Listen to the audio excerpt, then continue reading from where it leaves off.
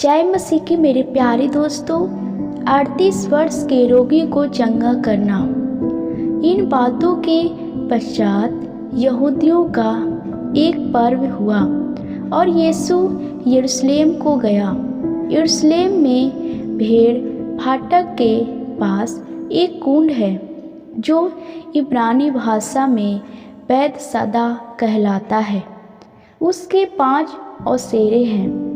इनमें बहुत से बीमार, अंधे, लंगड़े और सूखे अंग वाले पानी के हिलने की आशा में पड़े रहते थे, क्योंकि नियुक्त समय पर परमेश्वर के स्वर्गदूत कुंड में उतरकर पानी को हिलाया करते थे।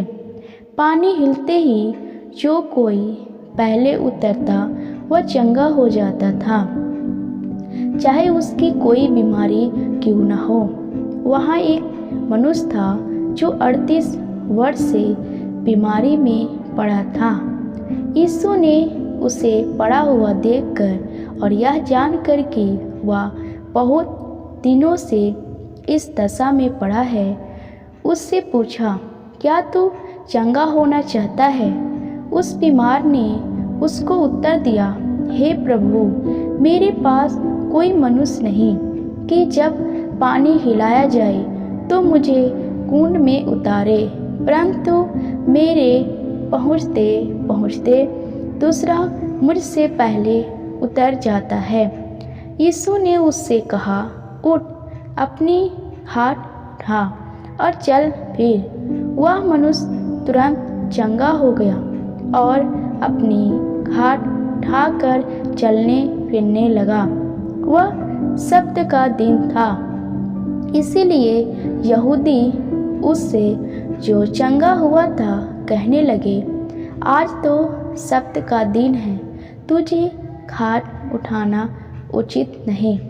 उसने उन्हें उत्तर दिया, जिसने मुझे चंगा किया उसी ने मुझसे कहा, अपनी हाथ उठा और चल फिर। उन्होंने उससे पूछा, वह कौन मनुष्य है जिसने तुझसे कहा, हाथ उठा और चल फिर?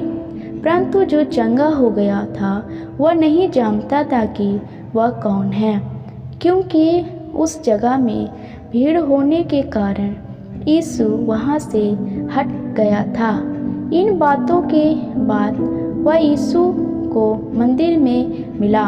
यीशु ने उससे कहा, देख, तू चंगा हो गया है, फिर से पाप मत करना, ऐसा ना हो कि इससे कोई भारी विपत्ति तुझ पर आ पड़े। उस मनुष्य ने जाकर यहूदियों से कह दिया कि जिसने मुझे चंगा किया वह यीशु है। इस कारण यहूदी यीशु को सताने लगे, क्योंकि वह ऐसे काम सब्त के दिन करता था।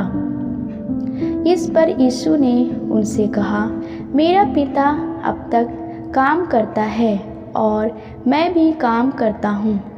इस कारण यहूदी और भी अधिक उसके मार डालने का प्रयत्न करने लगे, क्योंकि वह न केवल सब्त के दिन की विधि को तोड़ता, परंतु परमेश्वर को अपने पिता कहकर अपने आप को परमेश्वर के तुल्य भी ठहराता था।